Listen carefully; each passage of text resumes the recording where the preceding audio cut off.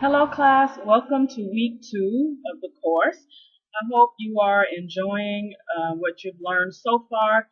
This week, we're going to dive into some of the retail formulas needed to be a successful buyer. I hear students say all the time, I hate math, I'm not good in math. But guys, you need math in order to understand how to run a profitable business. Also, as a buyer, you're going to need math in order to analyze your business to see what garments are selling well and what garments are not selling well. So math is a crucial skill set needed to be a successful buyer. So we're going to dive into the topic, and I'm going to give you a little bit of background about profit and how to calculate and understand whether or not your retail business is profitable. Okay, guys, and make sure that you are reading the textbook material each week and the online material as well. All right, so these are some of the terms and acronyms that we're going to be using for this lecture. Acronyms is just a shortened version of the word. So CR, customer returns, GM, your gross margin, GS, your gross sales, and OE, which stands for operating expenses. And for this lecture, you will also need your calculator. So whether you're using your phone or your computer, go ahead and pull out your calculator. We're going to do some quick calculations here. Okay, so guys, retail stores are in the business to make a profit. And they make a profit by selling merchandise to consumers. So what is the definition of profit? Your profit is your dollar amount left over after the cost of running your business. And we're going to talk about in detail expenses in the next few slides. Okay, so in order to be profitable as a buyer or a business owner, you have to understand the factors that go into being into your profit, into being profitable. Okay, so two factors that can affect whether or not you're profitable are your customer returns, or sometimes businesses will allow a credit rather than give the customer back their money. Those of you all that work on the retail sales floor or in the customer return department, you can relate to this. And also, guys, your operating expenses can affect whether or not you're profitable. Okay, so your customer returns. So this is when your customers come, return back to the store, and they want a refund of their money. Okay, so as a retail employee, that really doesn't mean much to you. I mean, the customer comes in, they want their money back, and you give them the money back. But when you're in the corporate office, when you're a corporate buyer, or when you own your own retail store, you need to be concerned with returns. First of all, returns are going to be a deduction to your sales. So because you have to give the customer their money back, that money is then pulled from your gross sales, which can affect whether or not you're making a profit. So guys, whenever customers come into your store with a return, we need to look at why. Why is this merchandise being returned? You can't stop returns per se. You're always going to have some measure of returns in any business. Customers sometimes just buy it and they get it home and they look at it and they say, you know what, I don't like this, or it doesn't quite fit right, or whatever that case may be. But what you want to look at, guys, is a common denominator. Is it one color? Is it one size? Is it one vendor? Is it one style in particular that customers are returning on a regular basis? And as a buyer or business owner, you want to examine that because you want to try to avoid anything that's going to cause future returns. Okay, also too, sometimes guys, when the merchandise is returned back to the store, it could be damaged. So, there could be a button missing or a broken zipper. So, you want to always provide good quality merchandise for your customers. So now returns are the problem of a buyer, buyers must always look at the returns. Okay, so expenses also can affect your profit margin. And some of the expenses are, guys, your direct expenses, which is the expenses within a department or store. So those are your salaries for your employees. Whenever a buyer travels, the company normally picks up those expenses of a hotel and airfare, whatever's needed to travel to buy merchandise. That's on the company's dime. Advertising is one of the largest expenses for any business that must be paid for. That's an expense of running your business. Supplies, whatever's needed to run the store. Customer deliveries, selling space, and just miscellaneous expenses of running a business. All businesses run differently. Not every business has the same expenses. There are common expenses, and then some businesses have more expenses than others. And then we have what's called indirect expenses, which could include maintenance. Anything that's broken in the store needs to be fixed. That's an expense, must be paid out. Insurance, you have to have insurance when running a store. Anything can happen. A customer could fall, or fire breaks out. You have to have insurance. Security, shoplifting, that's a major expense of running a business. Most high-end stores have in-store security, or sometimes they hire off-duty cops to walk the store to secure the store. A lot of the lower-end stores have the tags, security tags. A lot of you work in retail, so you've seen those little tags that go on the store. On the merchandise. So that's an expense. You have to pay for it no matter what method of security you're using. Depreciation of equipment, executive salaries. And then, guys, we have what's called controllable and non-controllable expenses. Those are expenses such as the rent for the store and the utilities. The reason why we call those non-controllables is because the utility fluctuates from month to month. For example, when it's extremely hot outside, there may be more air conditioning. Therefore, your utility bill may go up for the summer months. During the winter, during the dead of the winter, you need more heat. So it may fluctuate during extreme weather. So again, all of these expenses together, guys, is what's needed to run your retail business. Okay, so let's look at some formulas. Now you're going to need a calculator, whether you want to use your phone or the calculator function on the computer. I also encourage you all to practice using Excel to work in a corporate retail environment as a buyer, assistant buyer. Excel is a daily software that's going to be needed. So having good Excel skills will take you a long way in the buying office. All right, so let's look at gross sales. You don't have to calculate gross sales this week, but I just want to give you some background on where that number comes from.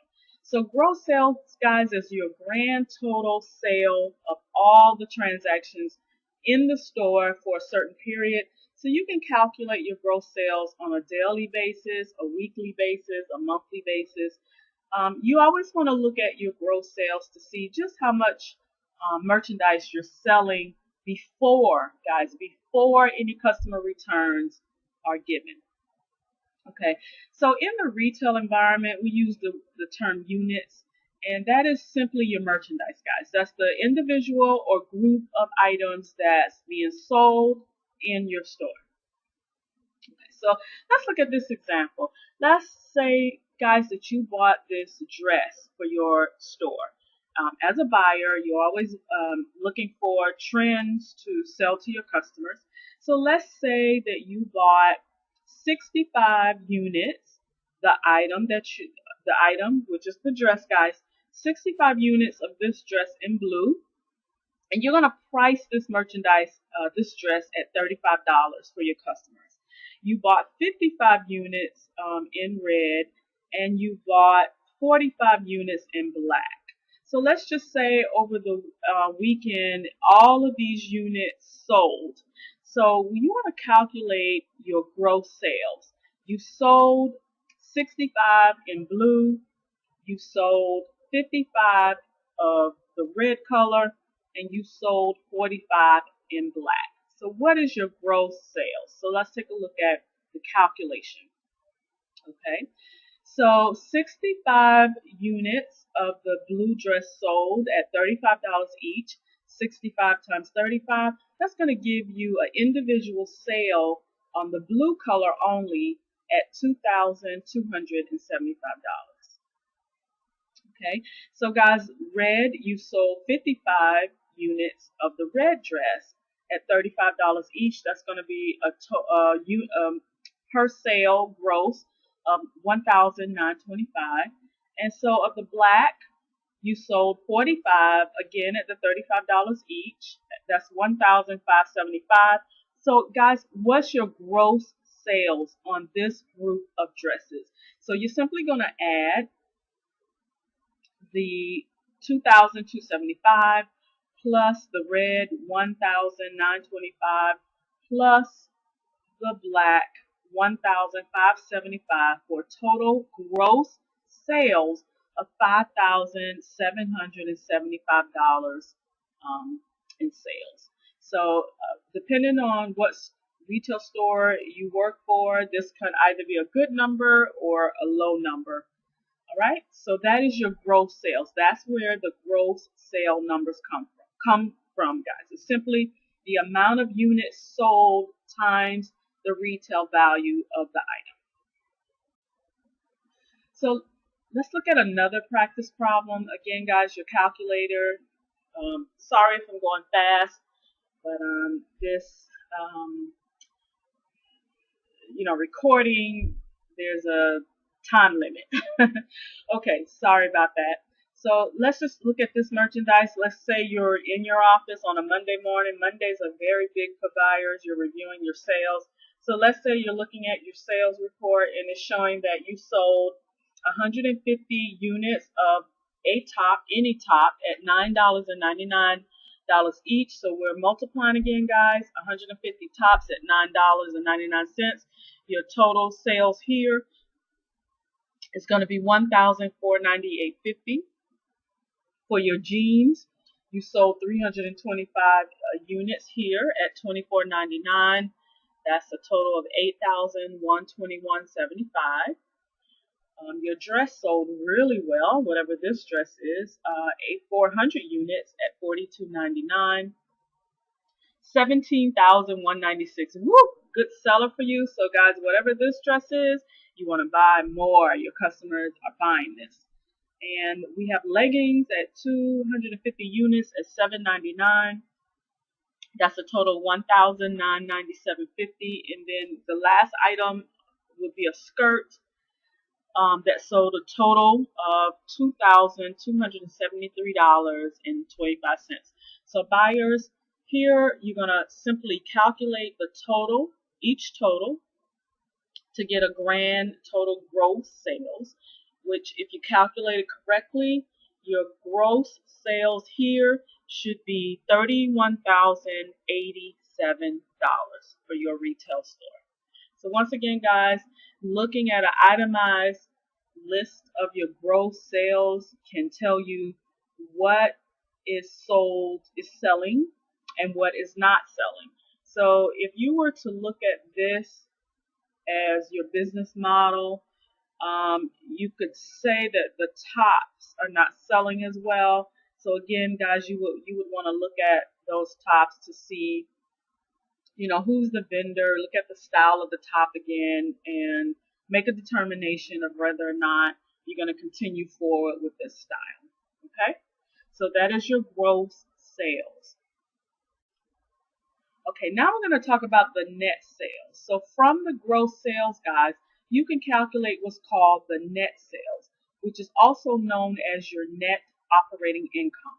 Net sales is very important because net sales pays for the business. Net sales is going to pay your salaries for the sales staff, and net sales is going to run your business. So again, net sales is a very important number for you to understand.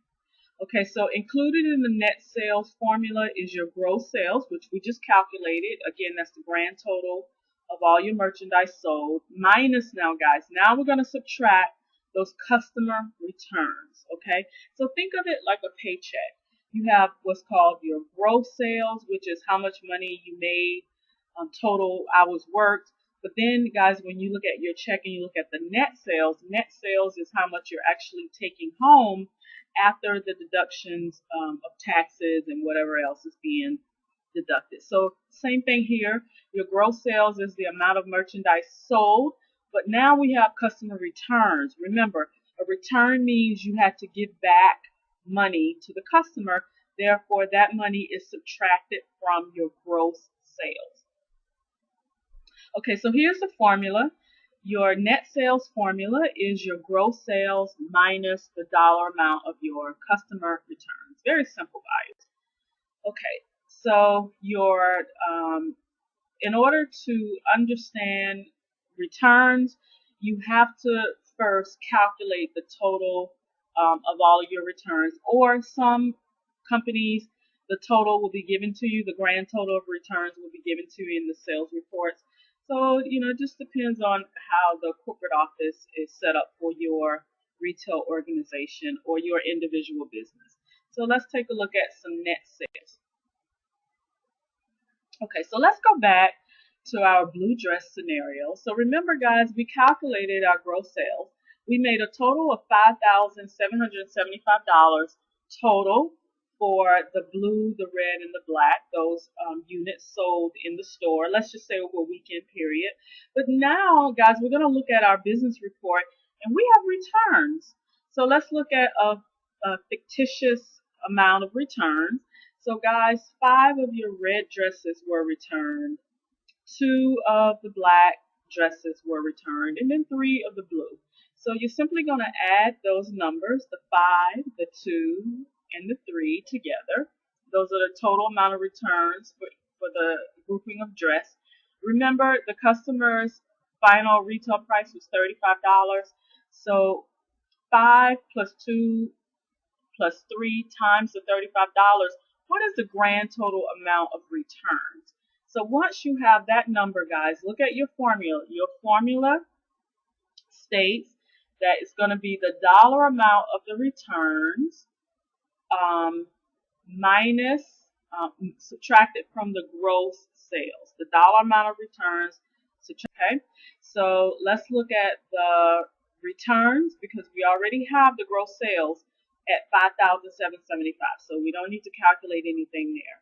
Okay, so remember 5 of the red, 2 of the black, and 3 of the blue are returned at $35 each.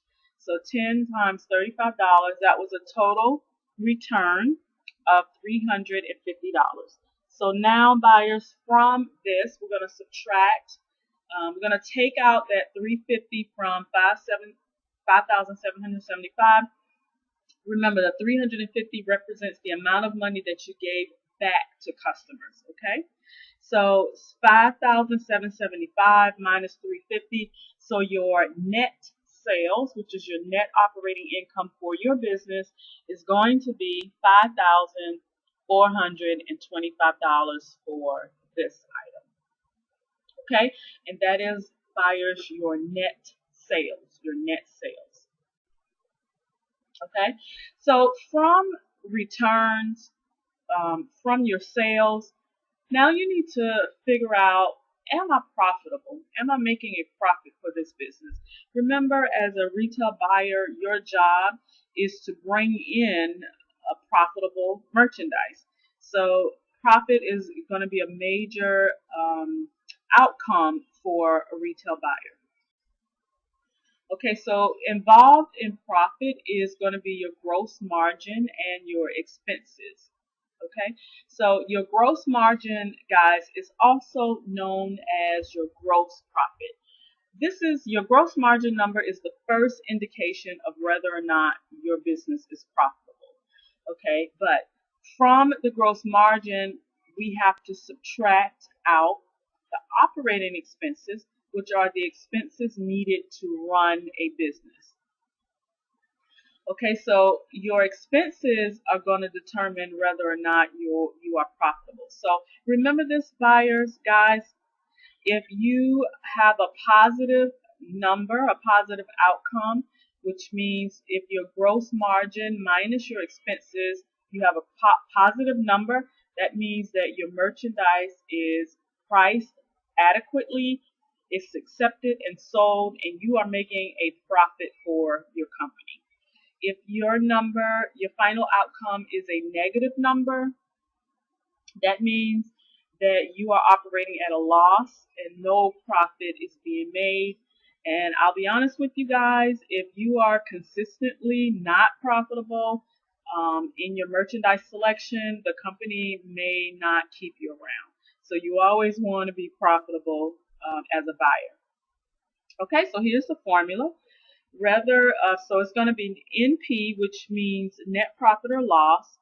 You're gonna take your gross margin number and you're gonna subtract any expenses of running the store. All right, so that's going to be your gross margin in dollars minus the expenses. Okay, so whatever's left over, guys. Again, if it's a positive number, you're profitable. If it's a negative number, you're not profitable. So let's look at a practice problem.